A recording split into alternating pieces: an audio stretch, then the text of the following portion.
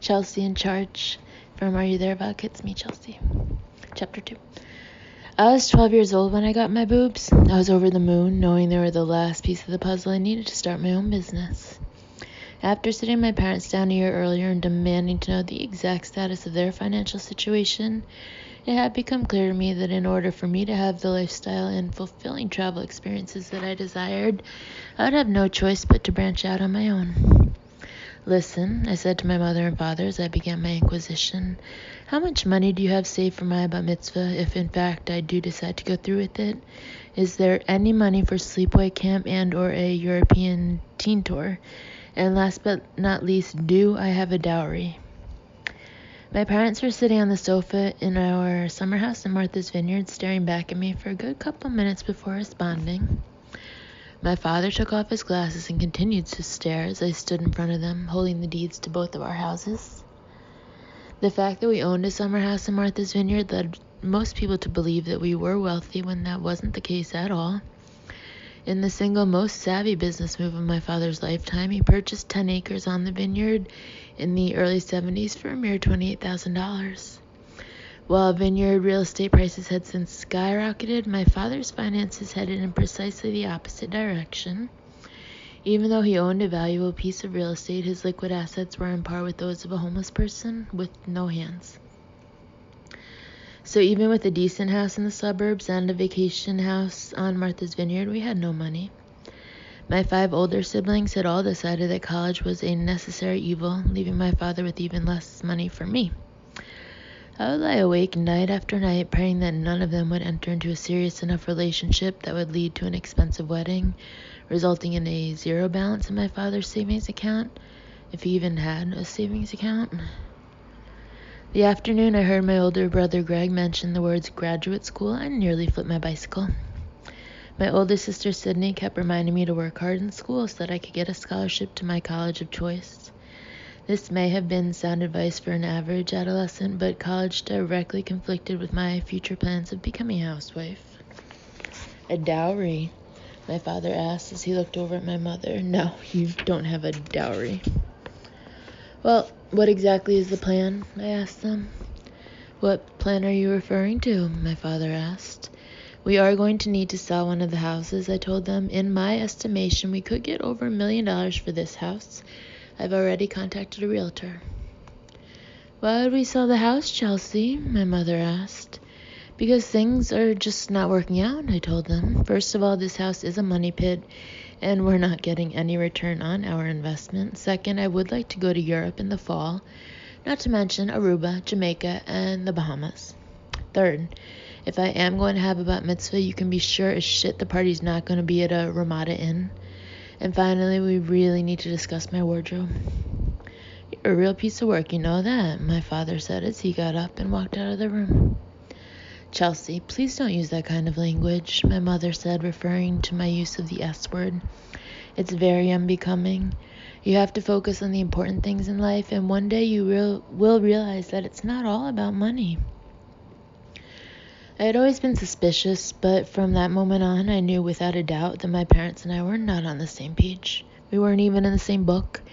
They had no idea how humiliating it was for me, living in a half-Jewish / half-Italian neighborhood where everyone else's families planned big, expensive bar and bat mitzvahs at places like the Four Seasons, the Hyatt Regency, and the Manor. When I asked my parents where we could have mine, backyard was the last word I heard before I covered my ears and started making Indian noises. They also had no idea what it was like to watch all my friends prance around in their new designer clothes while I was left wearing hand-me-down Lee jeans from my sister Sloane, who was 5 years older and twice my size. Relaxed fit was an understatement. My boobs came one May, and luckily for me, and all the men who have felt me up since then, they were full C-cups.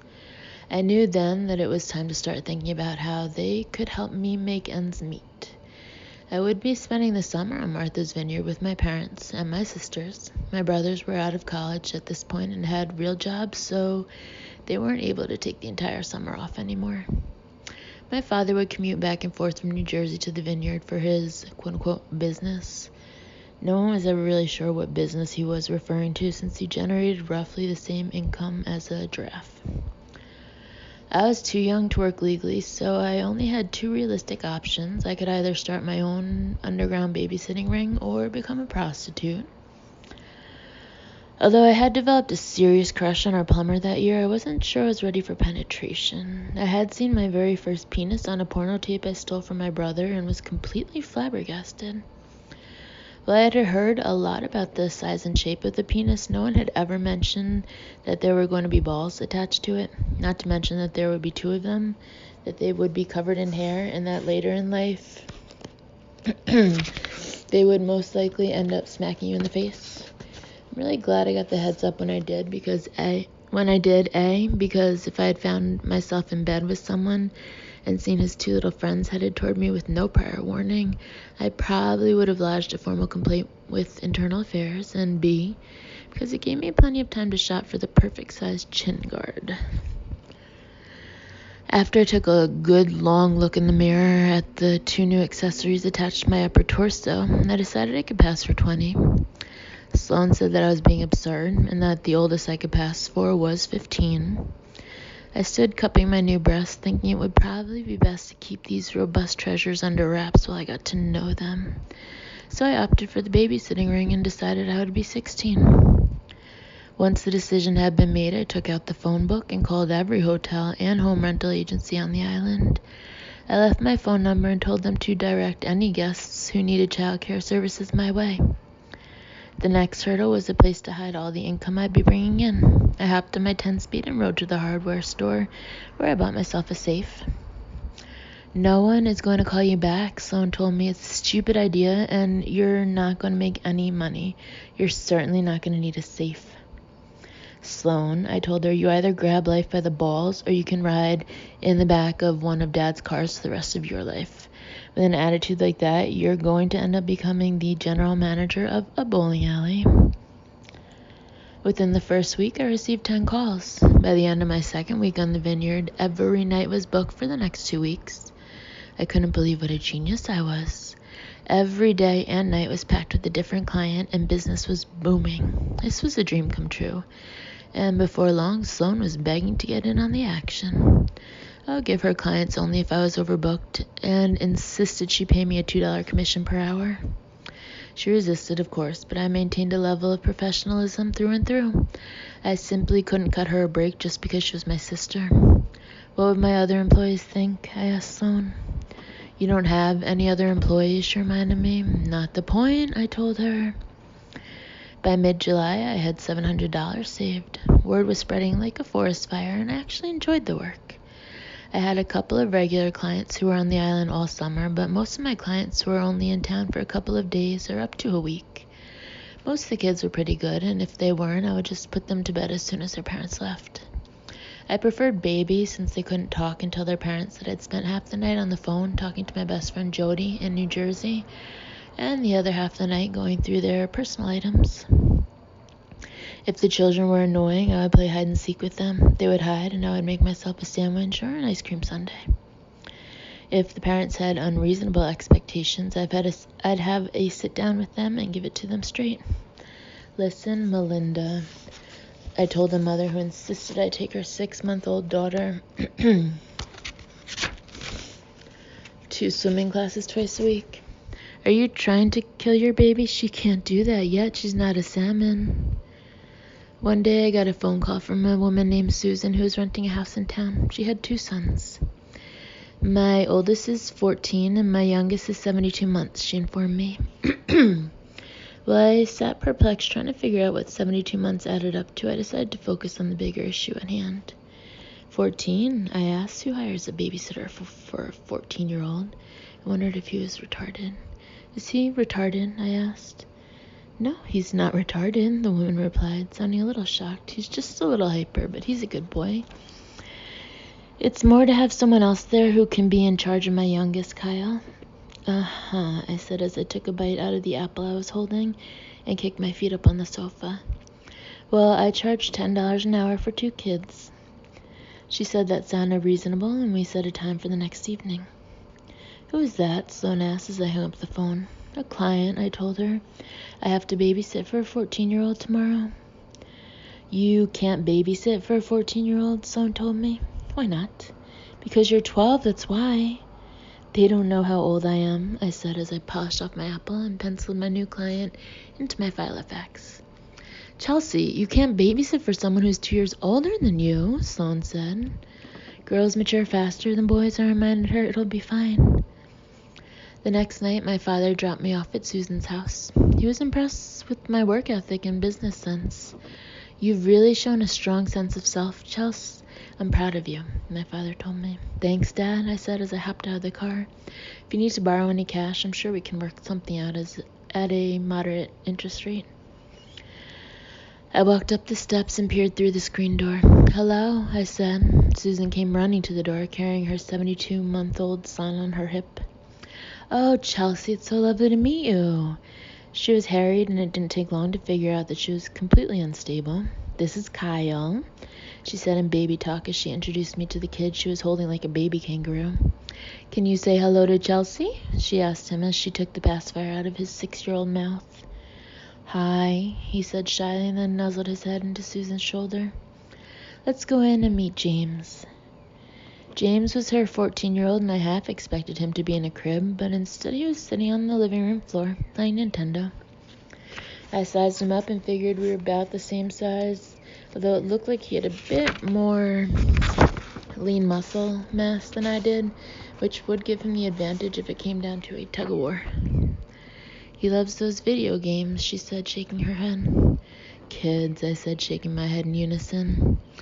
I wanted Susan to think we were totally in sync, even though it was becoming very obvious that Susan needed to be under psychiatric supervision. I followed her to the kitchen, where she had 3 pages of telephone numbers listed in case of an emergency. The very top of the list in bold print was any sort of emergency, dial 911. Then it went on to list every family member still alive, including a few relatives she had in Russia. I tried to picture myself calling overseas to Moscow if and when Kyle hanged himself. Couldn't believe someone like Susan would allow a complete stranger to babysit her children. I know this is a bit extensive, but I just wanted to cover all bases. Hello, I'm James Sr., her husband said meekly as he walked into the kitchen. He looked like a battered wife with his head hung low and his terrible posture. I immediately felt sorry for him. Susan and I spent the next 45 minutes going over the boys' routines. Their pajamas are already laid out. Kyle goes down at 7:30 and James can stay up till 9 o'clock and watch a show. Both can have some frozen yogurt after dinner, but only the sugar-free kind. There is a tub of vanilla chocolate swirl ice cream in the freezer for James Sr. The children are not allowed to have that. Then she leaned in and whispered, James Jr. is a sugar addict. Does he go to meetings? I asked her. He can be very moody. We try and stabilize his blood sugar level, and if he's on his best behavior, he can have 1 or 2 spoonfuls of regular ice cream, but anything more than that, and he tends to get carried away. I wanted to tell Susan that the reason James Jr. probably got carried away was because he was living in the equivalent of a state penitentiary, and that she was doing far more damage than good to these children by treating them like they were both infants. After weeks of childcare over the summer, it became obvious that the best contribution I would make to the world would be to open up my very own daycare/night care center. Clearly, I knew more about child rearing than most of the parents I had encountered. Sugar addict? Who isn't a sugar addict when they're 14? I, of course, couldn't speak for myself at the time, being only 12. Susan was the antithesis of my mother. There was more adult supervision at the Neverland Ranch than there was in my house growing up. When a week before my 4th birthday, my parents told me to plan my own birthday party, I knew I was pretty much on my own. My brothers and sisters occasionally stepped in with some guidance, but my parents were exhausted after raising my 5 older siblings, and I have no doubt that my mother's pregnancy with me was an accident. Mostly because on several occasions she told me I was an accident. I wanted Susan and her husband to leave already and wondered if she would ever stop talking. I had dealt with some overprotective parents before, but this was outrageous. Susan was a total basket case, and I didn't like the idea of being responsible for either one of her children. This was clearly a woman who would fly off the handle if she came home to find one of her kids missing. The whole time Susan was talking, James Sr. sat at the kitchen table staring out the window. He probably had no idea his life would end up like this when he first met Susan. She was probably fun and outgoing with no signs of being a complete and utter nightmare. This was not the life anyone intended to carve out for themselves, and I imagined James Sr. hanging himself sometime in the next couple weeks. After explaining in excruciatingly painful detail what to do in case of a tidal wave, she handed Kyle to me and headed for the door. When they finally left, I put Kyle down on his feet and we walked back into the living room where James Jr. was playing Nintendo. "I want my dinner," James said without looking up from the game he was playing. "Okay," I said and walked back in the kitchen with Kyle, who was shadowing my every move. "Actually," he yelled out, "I'll take some frozen yogurt first." I didn't mind giving James the frozen yogurt first, but didn't really appreciate being ordered around like a servant. "Well, would you like to come into the kitchen and eat it?" "No, bring it to me," he barked. I looked down at Kyle, who frowned and shrugged his shoulders. "Do you want frozen yogurt first, too?" I asked him. Kyle's eyes lit up as he nodded his head feverishly. Kyle was cute, and I felt bad for him. He had no chance of having a normal life. If I had just been a couple of years older, I could have adopted Kyle and given him a real life, but I knew I had to get through middle school before committing myself to potty training a 6-year-old. "I'll get the yogurt for you," Kyle said in a very soft, sweet voice. I was shocked that in his condition he could even speak, never mind negotiate his way to the freezer. "Thank you, Kyle, that's very thoughtful of you," I said loudly, eyeing James to let him know that good behavior would be rewarded with positive affirmations. "What a sweet boy you are." I kept a close watch on James until Kyle returned with the bowl and walked over to where his brother was sitting. "Put it on the floor," James demanded. "Can you please not talk to him like that?" I asked James in what I thought was a reasonable tone.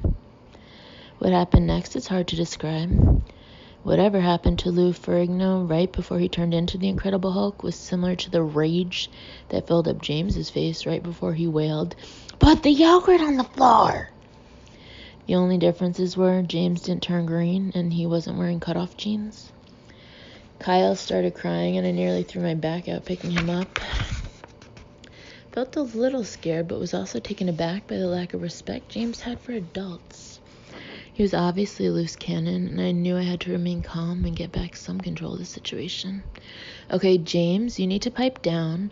I do not appreciate being talked to like that, and you are scaring your brother." "I don't have to listen to you. I can talk to you any way I want, you dumb girl." I was tempted to tell James that he was technically talking to a woman since my very first period had come on like a sneak attack earlier that month, but I wasn't about to get into the birds and bees discussion so early in the night. This was not going well, and I really had no idea what to do. I was trying to console Kyle while racking my brain trying to think of the best approach for handling an unruly teenager. "That's it," I told him, "you're getting a timeout." I walked over to the television and shut it off. This sent James into a full-blown meltdown.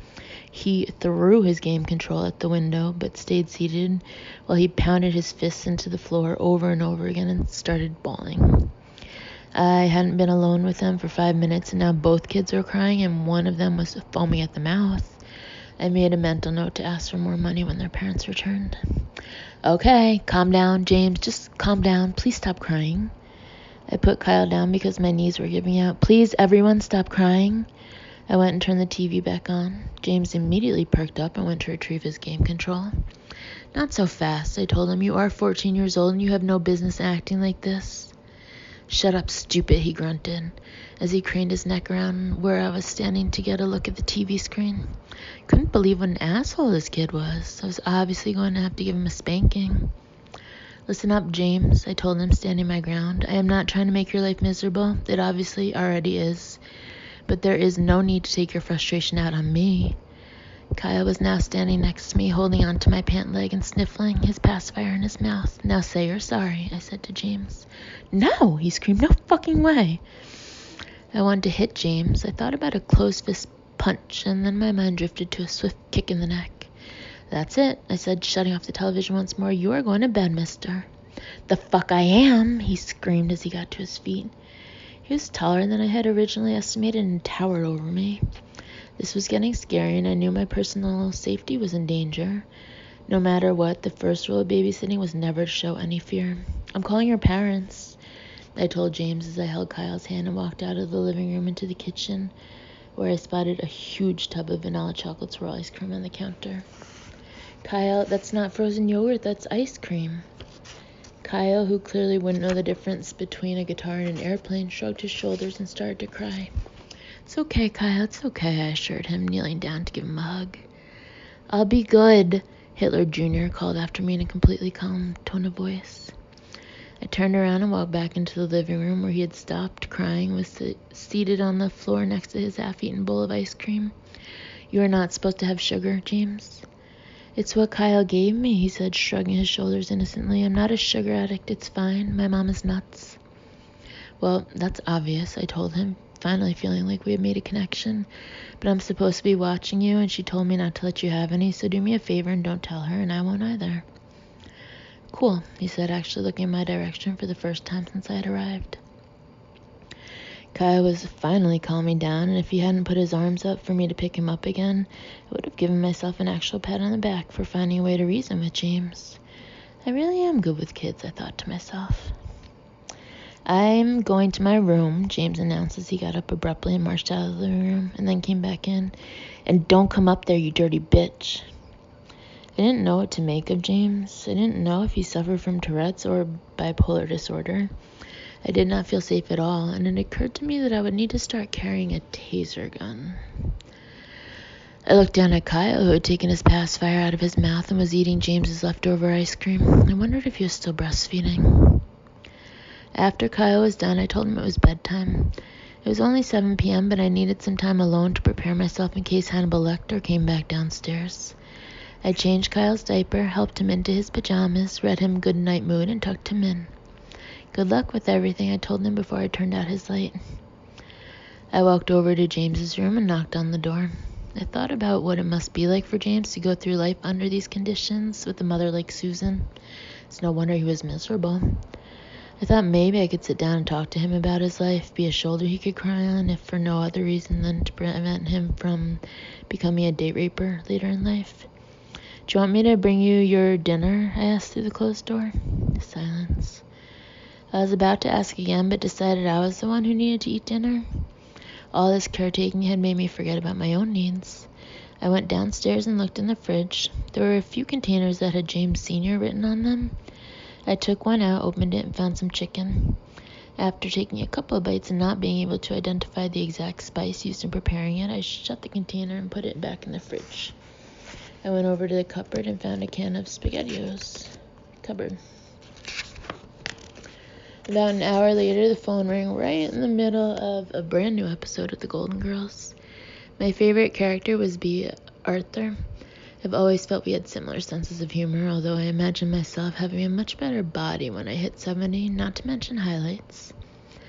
I picked up the phone and Susan was on the other end. Hi, Chelsea's everything okay? Yes, everything is fine, I told her, feeling like I had finally gotten the situation under control and not wanting to miss any more of the Golden Girls than necessary. That's wonderful, Chelsea. Thank you so much. No problem, Suze. I told her have fun at the movie. The minute I hung up the phone, James walked into the room with the entire bucket of frozen yogurt, along with the entire bucket of vanilla chocolate swirl ice cream in his hands. Both were empty. I hadn't had any experience with sugar mania before, but was intuitive enough to know things were not going well. He ran in and started jumping up and down on the couch I was sitting on. This was way before Tom Cruise humiliated himself on Oprah, and I had no idea then that James's behavior was not only a result of liking sugar, but most likely a direct link to Scientology.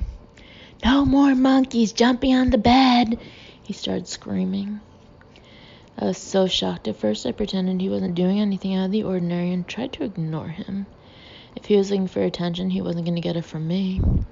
Then he jumped off the couch, ran into the kitchen, and came back with 2 oranges, both of which he fired in my direction. One hit me right in the forehead, and the other went through the window, breaking the glass. Once I got hit in the face, I lost my cool. I stood up, but before I could make my move, James pushed me back down onto the couch. Not only was I petrified of what might happen next, I was furious that I would mostly likely have a bruise in the middle of my forehead with Ash Wednesday months away. I had to think quickly. I decided the best approach was not to react at all, so I sat there watching him buzz around the room, banging his head into one wall after another. I remained seated, not wanting to run any interference and get manhandled. I knew James would crash, but I didn't know how long that was going to take, and was praying he would get it under control by the end of the commercial break. The last 5 minutes of The Golden Girls were right around the corner, and the episode's plotline was clearly leading up to a cliffhanger. James was a real-live wind-up toy, and I was just hoping his batteries would die soon. I looked at the broken window and wondered what I was going to tell his parents. I didn't even care. I just wanted to go home. I thought about my sister Sloane and how she would have handled this situation. Sloane would never have been in this situation because she was about as much fun as a cold sore and would have never allowed anyone to eat an entire tub each of ice cream and frozen yogurt, even if it wasn't intentional. Then James picked up one of the tubs, tossed it on the floor, and eyed me like a piece of meat. I pretended I didn't notice his death stare and even tried to fake a yawn as an example of my disinterest in his showcase. I was successful in faking disinterest until he took the almost empty ice cream tub and forced it over my head. "Stop it!" I screamed, kicking my legs while my head was getting coated in vanilla chocolate swirl. He was spinning the tub around my head, and I was getting ice cream leftovers in my mouth, eyes, and nose. I felt myself starting to hyperventilate. I couldn't take another minute and tried to headbutt my way out of the other end of the carton, but without enough wiggle room, found it nearly impossible. I had no choice but to find my way between James's legs and nail him in the balls of my foot. As James went flying onto the ground, I took off my ice cream hat, threw it on the floor, and got on top of him like a wrestler, pinning his biceps down with my knees. "Listen, you little fucker. I'm gonna call the police on your ass, you crazy lunatic bitch. What the hell is the matter with you?" Tears were streaming down his face. It was a sad moment. Even though he had attacked me like an ice cream ninja, I couldn't help but feel awful for him. "I'm sorry I kicked you in your privates," I told him, awkwardly maintaining my position on top of him. Parentheses, a position, mind you, that I became much more comfortable with later on in life. Close parentheses. "But you are a mess. What is wrong with you?" "I'm sorry," he said softly. I finally felt like maybe the sugar was passing through his body, and I could tell he was tired from crying. I knew that whenever I threw a temper tantrum, I always felt pretty beat afterward as well. I got up from sitting on his penis. "I'm going to bed," he said, and walked upstairs to his bedroom. I sat on the sofa, staring at the empty container of yogurt, wondering how long I was going to have this headache. James Sr. and Susan walked in moments after I finished cleaning up. "How were they?" Susan asked as she walked into the living room. "Fine, they were fine," I said, standing in front of the broken window. "There were no problems?" "Nope," I told her. "Really?" "Yes, they were perfect." I thought about the benefits of telling her the truth about what had happened, but knew that with all the details, I could have spent another 4 hours in that house, and truth be told, I wanted to go home and wash my hair. James Sr. grabbed my jacket, and we both headed outside to the car. He was very sweet and told me how nice it was to have dinner without any kids. He seemed like a submissive type of guy who was being tortured on a daily basis by his family. His life was not his own, and I knew he would be the perfect prototype for my first husband. As we headed down the dirt road leading to my parents' house, he said, "I really can't tell you how grateful I am for you babysitting," he said. "We never really get a chance to go out." "No problem," I told him, "my pleasure." "By the way," I added, "James Jr. threw an orange through the living room window, and it's broken, and then he took an empty tub of ice cream and crowned me with it until I had to wrestle him to the floor." I left out the kicking him in the nuts part because I didn't want any of the blame in this scenario. James Sr. didn't respond to what I said immediately, and when he did, he said, "I had a feeling things got hairy when I saw the back of your hair matted to your head. Suppose you would never want to babysit for us again, huh?" It was clear to me that James Sr. needed to leave his wife, but was one of those men who would never have the guts. Instead, he would rather suffer 90% of the time in anticipation of the small capsules of grown-up time he could have with her. And even though that had been one of the worst nights of my life, I wasn't going to be the one responsible for denying him his only morsel of happiness. I have a sister named Sloane who is older than me and has much more experience with emotional illness. I think you'll like her, and I think she'll really get a kick out of James Jr. The only problem is that she charges $15 an hour. "That'll be fine," James Sr. told me. "And she carries mace," I added.